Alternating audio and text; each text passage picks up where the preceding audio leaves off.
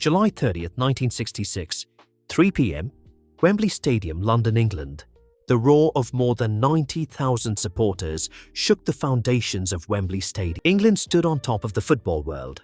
The nation had finally achieved what every footballing country dreamed of. The World Cup trophy belonged to England. In that moment, few could have imagined that the victory would become the beginning of one of the strangest stories in sporting history.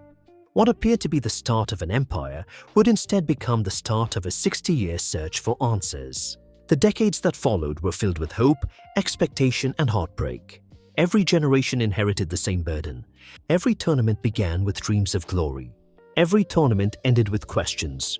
England remained one of football's richest nations, home to legendary clubs, world-class facilities, and some of the sport's most talented players.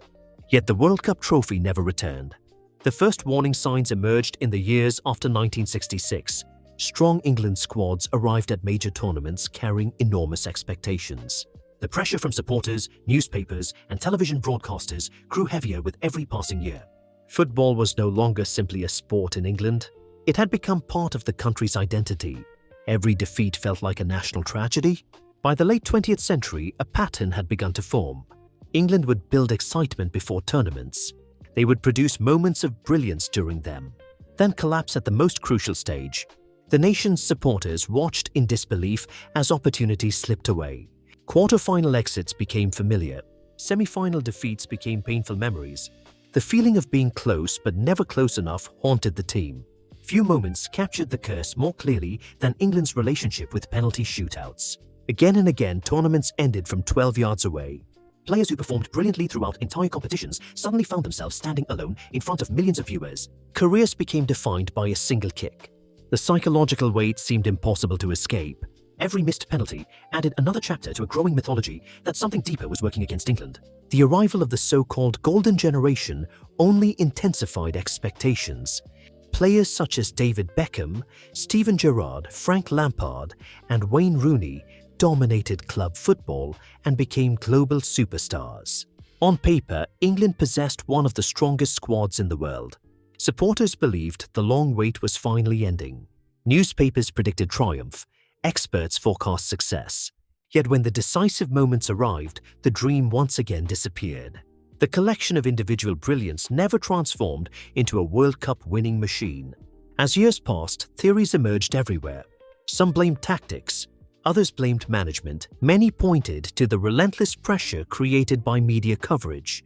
England's players entered tournaments carrying not only their own hopes, but also the disappointment of every generation before them. The ghosts of previous failures seemed to follow them onto every pitch. Meanwhile, other nations evolved. Germany repeatedly found ways to succeed under pressure. Argentina continued producing footballing icons.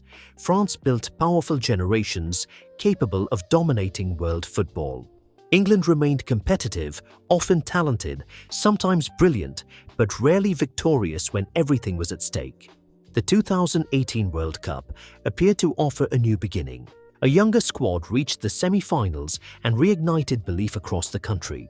Streets filled with supporters. Expectations returned. Yet another opportunity slipped away. The dream survived, but the trophy remained distant. As the years moved closer to 2026, a new generation emerged. Harry Kane carried the responsibility of leadership. Jude Bellingham became one of football's brightest stars. Fresh talent arrived with confidence, technical ability, and experience at the highest level. For many supporters, this squad felt different. Yet history cast a long shadow. Every promising sign was measured against 60 years of disappointment.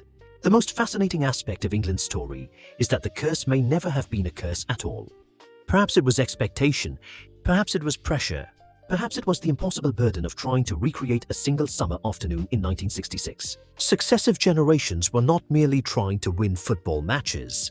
They were trying to satisfy decades of longing from millions of supporters.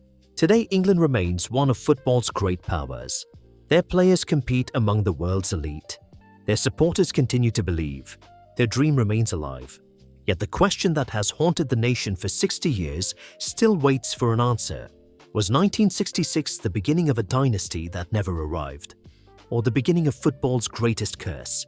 Until England lifts the World Cup once more, the mystery remains unsolved, lingering over every tournament, every penalty, every near miss, and every new generation brave enough to believe that this time, history will finally change. To watch more interesting football analytical videos like this, please like, share and subscribe to Football Decoded.